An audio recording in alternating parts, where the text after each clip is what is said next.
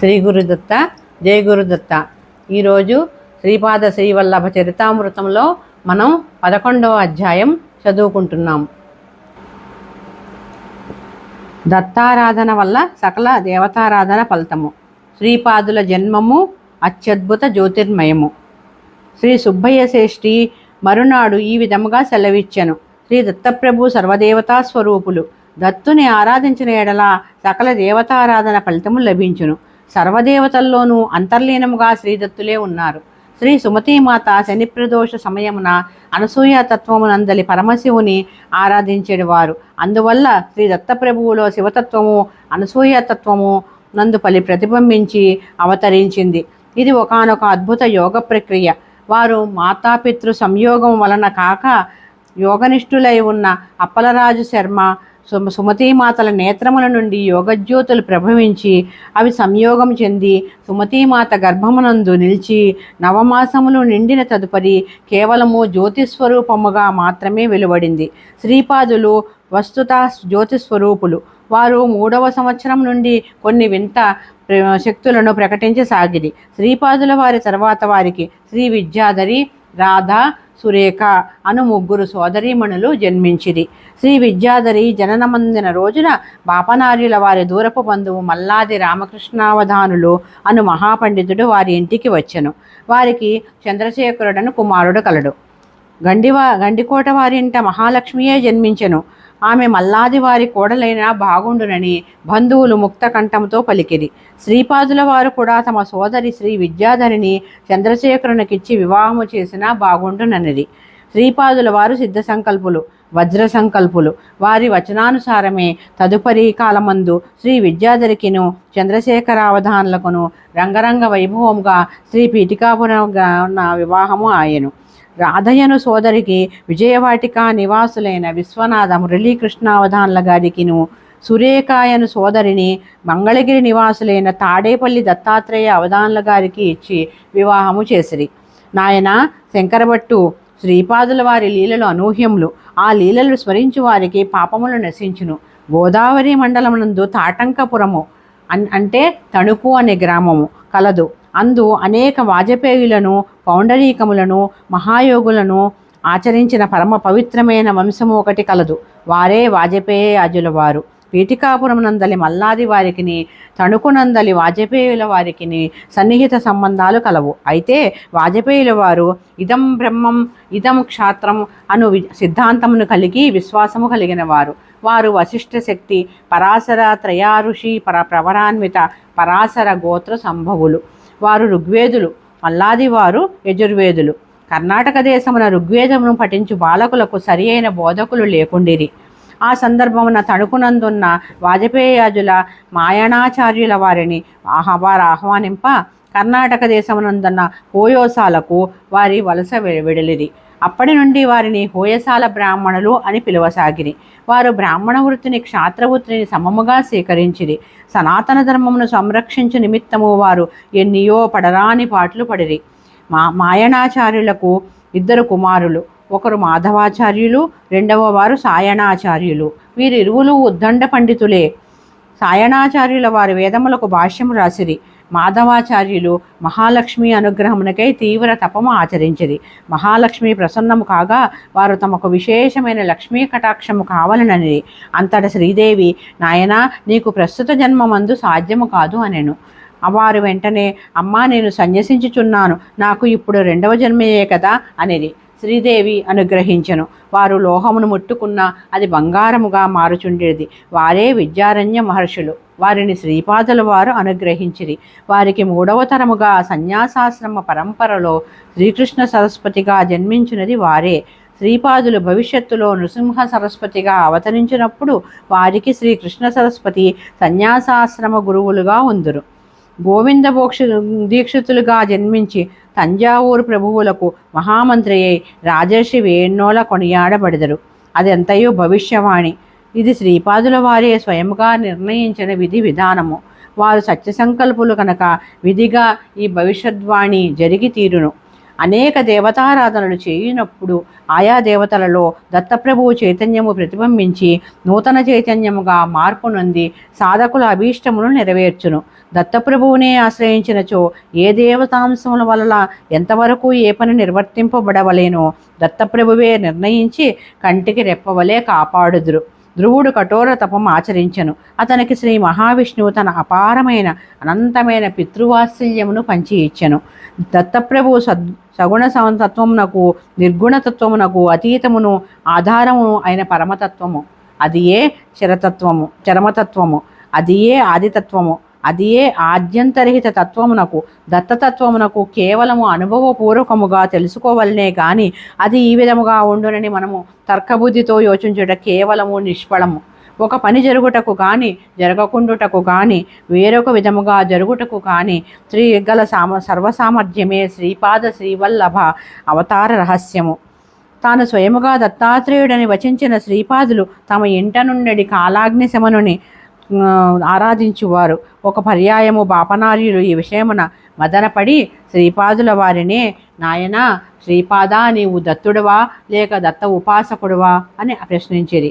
అంతటా వారిట్లనిది, నేను దత్తుడనని చెప్పుతున్నప్పుడు దత్తుడనే ఆగుచున్నాను, నేను దత్త ఉపాసకుడని చెప్పుతున్నప్పుడు దత్తోపాసకుడినే ఆగుచున్నాను, నేను శ్రీపాద శ్రీవల్లభుడని చెప్పునప్పుడు శ్రీపాద శ్రీవల్లభుడినే ఆగుచున్నాను, నేను శ్రీపాద శ్రీవల్లభుడనని చెప్పినప్పుడు శ్రీపాద శ్రీవల్లభుడినే అగుచున్నాను, నేను ఏది సంకల్పించినా అదే జరుగును, నేను ఏ విధముగా అనుకొనినా అదే అగును, ఇదే నా తత్వము. తాతగారికి ఇదంతయు అయోమయంగా ఉండెను. ఇంతటి శ్రీపాదులు ఇట్లనిది, తాత, నీవు నేను ఒకటే. రాబో జన్మలో ముమ్మూర్తులా నిన్ను పోలిన శరీరముతో మాత్రమే అవతరించుచున్నాను. నీలో సన్యాసాశ్రమం స్వీకరించవలనని కోరిక ప్రబలముగా ఉన్నది.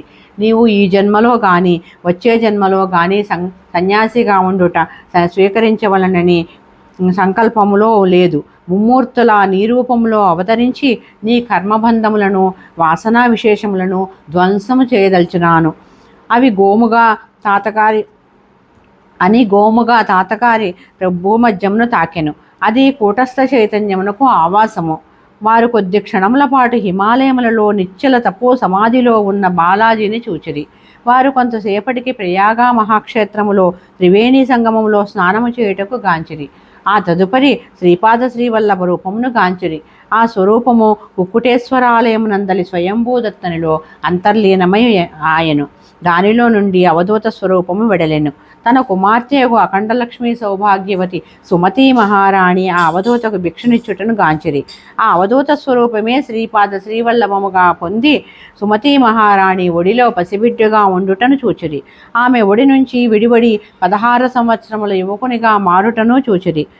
ఆ నవయువకుడు తన వంక గంభీర దృక్కులను ప్రసరించి ముమ్మూర్తులా తన స్వరూపమును పొందెను. అయితే ఆ మూర్తి సన్యాసిగా ఉండెను. ఏదో 2 పవిత్ర నదుల సంగమ స్థలములో స్నానము చేసి తన శిష్య బృందముతో టీవీగా నడుచుచుండెను. ఆ సన్యాసి తన వంక చూసి ఇట్లా పలికెను, ఓహో, నేను ఎవరా అని విచికిత్సలో ఉన్నావు. నన్ను నృసింహ సరస్వతి అందురు. ఇది గంధర్వపురము. ఈ మాటలు పలికిన కొద్ది క్షణముల్లోనే తన అంగవస్త్రమును నదిలో వైచి దానిమీద కూర్చుని శ్రీశైలమునకు చేరెను. అతడి కదలీవనమునందలి మహాపురుషులు మహాయోగులు సాష్టాంగ ప్రణామములు చేసిరి. వారందరూ, మహాప్రభు, మీ రాక కోసం అనేక వందల సంవత్సరముల నుండి తపం ఆచరించుచున్నాము, మమ్మల్ని ధన్యులు చేయవలసిందని ప్రార్థించిరి. అనేక సంవత్సరముల నుండి తపమాచరించిన మీదట కేవలము కౌపీనధారి అయి వృద్ధరూపము పొందినట్లు కనిపించెను. అత్యంత తీక్ష్ణ దిక్కులను బాపనార్యులు ఎదట ప్రసరింప చేయుచు ఈ నా స్వరూపమును స్వామి సమర్థుడని అందురు అని వచించెను. కొంతసేపటికి శరీర త్యాగము చేసి తన ప్రాణశక్తిని ఒకానొక వటవృక్షమందును తన దివ్యాత్మను శ్రీశైలమునందలి మల్లికార్జున శివలింగమును విలీనము కావించినట్లు గాంచెను. ఆ మహాపవిత్రమును అత్యంత శక్తివంతమైన ఆ శివలింగము నుండి మేఘ గంభీర స్వరములతో, బాపనార్య, నీవు ధన్యుడవు. అగ్రాహ్యమును అవాంగ్మనస గోచరమును అనంతమును కేవల జ్ఞాన స్వరూపమును అనాద్యంతమును అయిన నన్ను నీవు నీ యొక్క క్రియాయోగ శక్తి వలన సూర్యమండలం నుండి శక్తిపాతమొనరించి ఈ జ్యోతిర్లింగమందు ఆకర్షించితివి. 18,000 మంది దివ్య పురుషులు ఈ జ్యోతిర్లింగమందు విలీనుడై నన్ను సదా సేవించెదరు. ఈ జ్యోతిర్లింగ దర్శనము చేయువారికి సదా దివ్య పురుషుల భౌతిక ఆధ్యాత్మిక ప్రగతి యందు దోహదపడెదరు. త్రిమూర్తి స్వరూపుడైన నేను శ్రీపాద శ్రీవల్లభ నృసింహ సరస్వతి స్వామి సమర్థ స్వరూపంలో నిన్ను అనుగ్రహించుచున్నాను అను మాటలు వినిపించెను. నాయన శంకరభట్టు, శ్రీగురుని లీలలో అనూహ్యములు. కొంతసేపటికి బాపనార్యులు ప్రకృతి స్థితులయ్యిరి.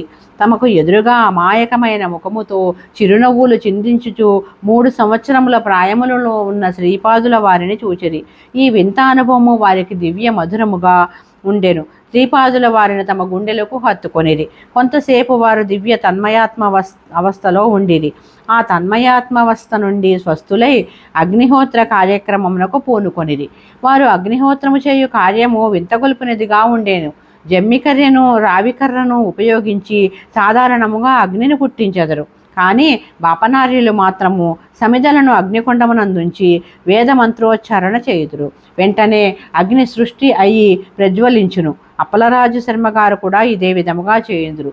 వారి వంశమందు అగ్ని పూజ కలదు. ప్రజ్వలించుచున్న అగ్నికొండమునందు దిగి ఆహుతులను వ్రేల్చుదురు. ఇది సాధారణముగా విశేష పర్వములందు చేయువారు. ఏ విధమైన అగ్ని పూజ యందు తన శరీరమునకు గాని వస్త్రములకు గాని అగ్ని వలన ఏ విధమైన ఇబ్బందియూ కలగదు. ఇది ఆశ్చర్యములలోకెల్లా ఆశ్చర్యము. బాపనార్యులు అగ్నిహోత్రము సల్పు కార్యమున ఆనాడు ఎన్ని మార్లు వేదమంత్రములు ఉచ్చరించుచున్నను అగ్ని సృష్టి జరగలేదు. శ్రీపాదుల వారు తమ తాతగారి దురవస్థను చూచి లీలగా నవ్వుకొంచుండిరి. తాతగారికి ముచ్చెముటలు పోయిచుండెను. అంతట శ్రీపాదుల వారు అగ్నికొండము వైపు చూచి, ఓయి అగ్నిదేవా, నిన్ను ఆజ్ఞాపించుచున్నాను, తాతగారి దైవ కార్యమునకు ఆటంకము కలిగింపకు అనిది.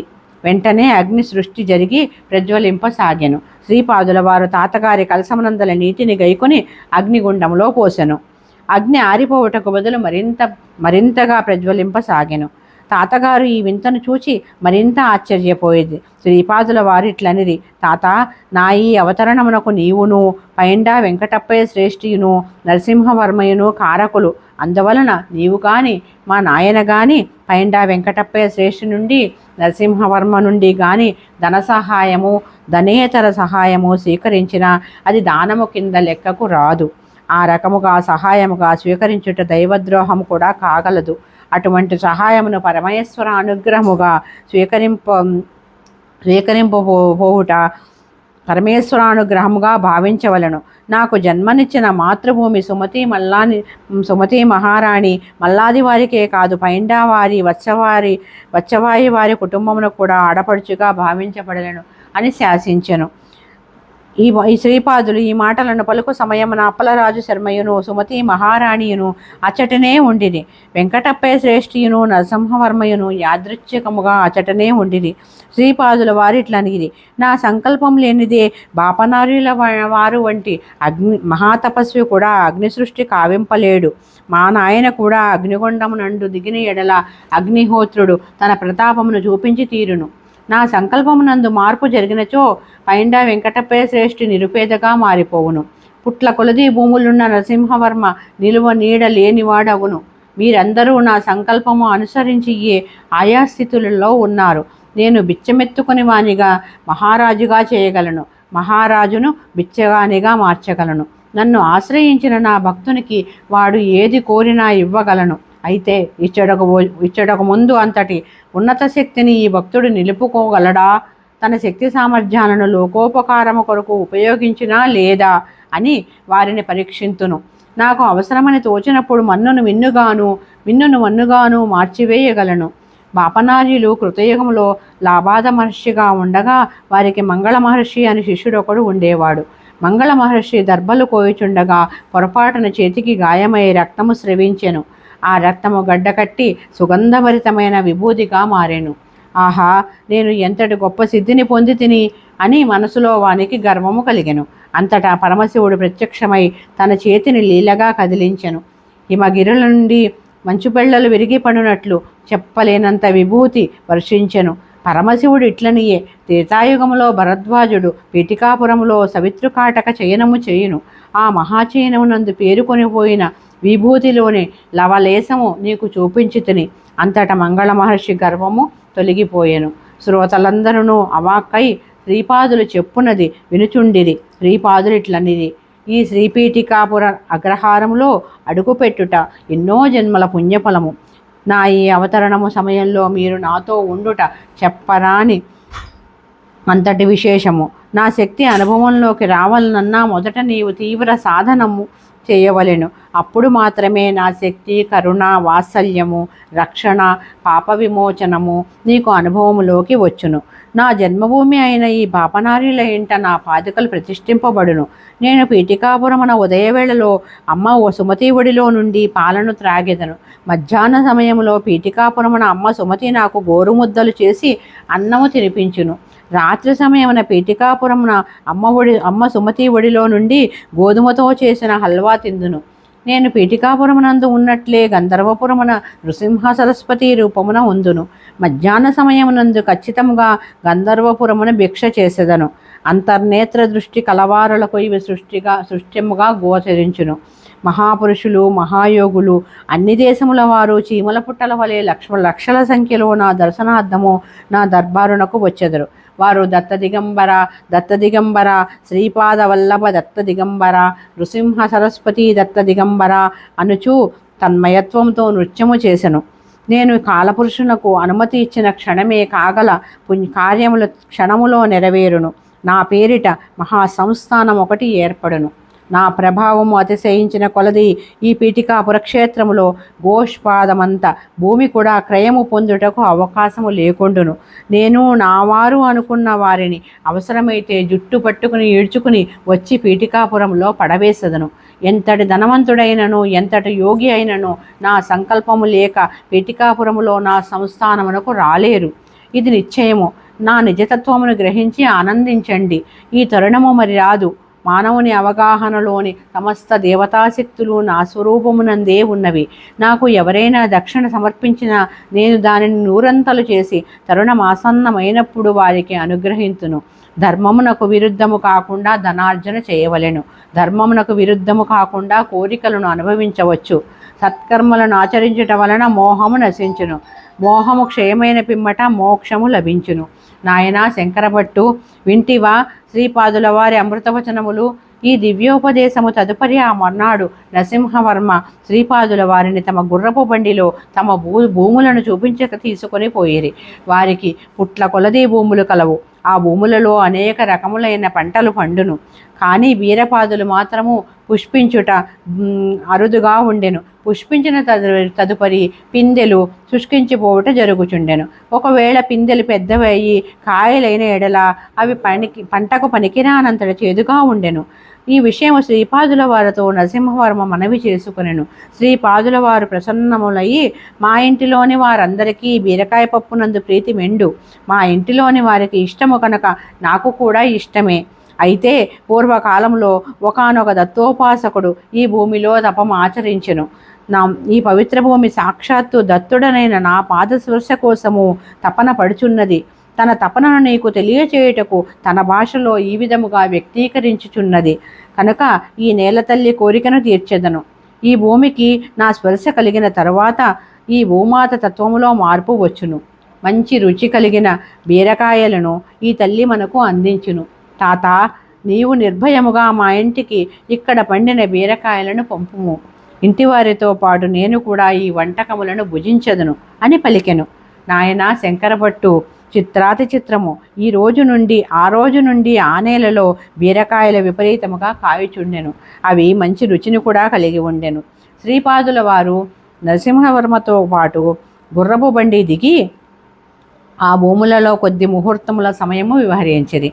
ఇంతలో కొంతమంది చెంచు యువకులు ఆ ప్రాంతమునకు వచ్చిన వారందరూ శ్రీపాదుల వారికి ప్రణమిల్లిరి. ఆ సమయమున శ్రీపాదుల వారి దివ్య వదనార విందములు పరివేష్టించి దివ్య కాంతి వలయము ఏర్పడెను.